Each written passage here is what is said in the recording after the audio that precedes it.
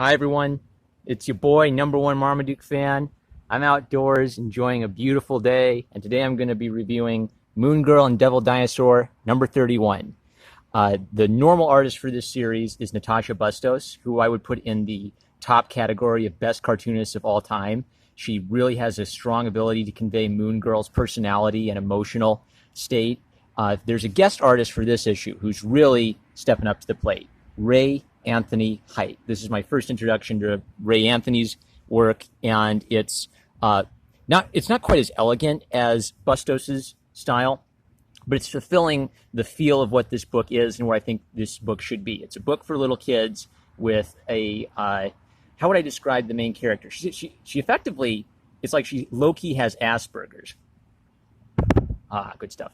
But in her comic, it's done subtly, but when she appears in other people's books, it's like they miss the subtlety of the character. In her book, she comes off as kind of a lovable Gorkus. So the elephant in the room about this book is that this is a PSA anti-smoking comic. And there's also sort of like a subplot about bees. So it's kind of interesting how they connect it. So Moon Girl is worried about a chemical in bug spray which contains nicotine, contributing to bees dying. And she says, "Oh, what if the bees did that to us? Ha ha ha!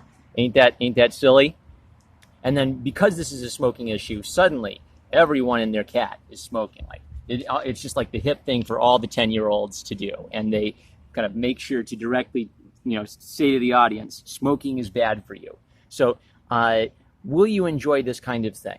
Well, one thing I like about this comic is even when they're doing like a PSA bit, like no smoking, they still manage to add some interesting twists and turns to it within the plot. Like at first I thought, oh, everyone must be smoking just because this is a smoking issue and they can get away with it. Nice stuff. But then you find out that there's actually a reason for why suddenly so many kids and people are smoking all of a sudden, and it's related to the bees. Now, here's something important. When for Lunella, she sees smoking as just something that's irrational to do. It's bad for your lungs, it's bad for your health, it causes lung cancer. Then she goes to the bathroom. I even like the way that, the little kids are drawn, and they're all afraid, but in slightly different ways. And then when she encounters the temptation to smoke for the first time, it smells good, and she's actually strongly tempted. And I really like this, because this is humanizing the character, and it's giving her a struggle. She doesn't just like easily, thump her chest and say like she's the anti-smoking master. She struggles for a bit. And what's kind of interesting is her mother has never smoked. Her teacher did smoke and quit. So we're also getting a variety of perspectives on smoking from adults with the uniform agreement that smoking is bad. Now, Devil Dinosaur is just like a great, big, fun Clifford the Big Red Dog kind of character. And I'm glad they brought him back. I think that kids will get a blast out of this. Little boys will love seeing a big red dinosaur stomping around. And overall, this is just a great character. I'm not going to spoil the fight. It's a little cheeseball. You're going to have like a high tolerance for cheese to enjoy this. But I think that if you can enjoy a little cheesiness and say no thanks to smoking, this was a really clever way of doing a bit with no smoking with an excellent young female character. Please move the needle for this. I think that Moon Girl deserves to be doing much better in terms of numbers than it's doing right now. This is a gift I'd be happy giving to young children. She is a real character who goes through real problems and has real emotions, even though the weakness of her is that she doesn't get people.